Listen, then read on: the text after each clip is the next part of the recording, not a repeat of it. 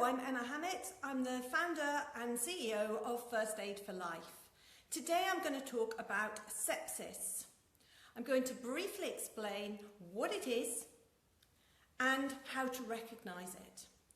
Okay, so sepsis is really serious. You hear about it on the news a lot, but even a tiny cut on your finger can lead to sepsis. There's 150,000 cases in the UK every year and 44,000 deaths. And they reckon that an awful lot of those can be prevented if there is really prompt use of appropriate antibiotics at the first signs that something is seriously wrong.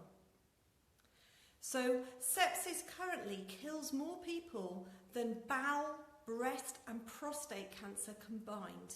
So it's something to be taken seriously, and it's something that everybody in the population can help and be aware of and remind the medical professionals to look out for. This week is Sepsis Week at St George's Hospital, and it was a really good reminder that, as well as the hospitals all reminding each other about the importance of sepsis, that everyone in the general public should be aware as well. Okay, so sepsis can result from any form of an infection. It can be from a small cut that becomes infected, right through to burst ulcers. Meningitis very often leads to sepsis. And what it is that the infection becomes overwhelming. So if you, for example, had a cut or something and you saw that it was beginning to get sore, get red, look inflamed, throbbing, whatever, you need to be aware and observe wounds. Please don't cover wounds and forget all about them. You need to be looking at them. You need to be making sure that they are clean. And if you see signs that they are beginning to become infected, then you need to get medical help. Not all wounds need antibiotics, and we do need to make sure that we are being sensible with our use of antibiotics because of widespread resistance. However, some wounds do.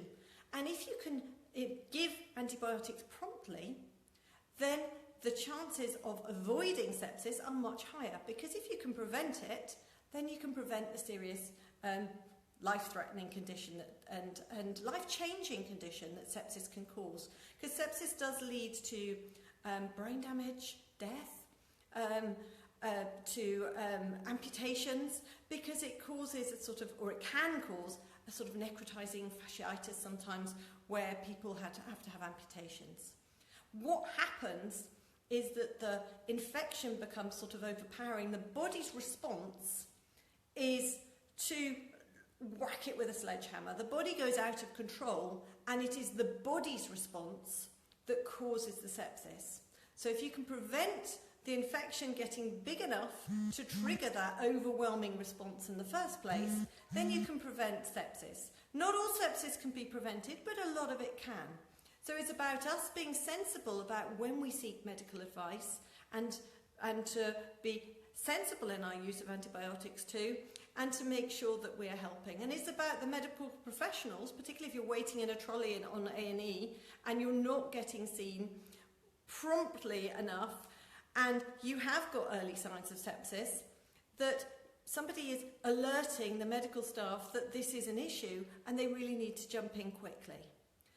The 6 signs of sepsis that the Sepsis Trust are very keen to alert you to, and by the way, the Sepsis Trust is superb, their website is really helpful, are breathlessness, extreme breathlessness, a feeling that they might die. You're feeling seriously ill if you've got the early signs of sepsis. If the skin is mottled or discoloured, if they've got a degree of slurred speech, muscle pain, or a real indicator that something is seriously wrong is no urine passed in a day. In addition, if it's a child under 5 and they're not feeding, they're vomiting repeatedly, and they haven't had a wet nappy for best part of a day, that child is seriously ill. Whether it's sepsis or not, you need to get medical help and advice on it. If they're lethargic, they're difficult to wake up, if they start to have a seizure or a fit or convulsion, their breathing is very fast, if they are showing signs that there is a rash that doesn't fade if you press a glass to it. There could be signs that there is meningitis or sepsis going on there as well. So that child is seriously ill and needs help. So that is an overview on sepsis.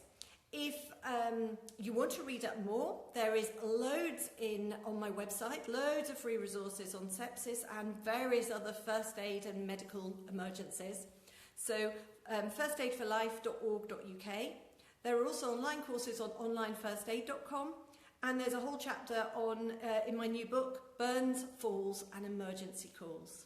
Thank you for listening, and I hope it was helpful.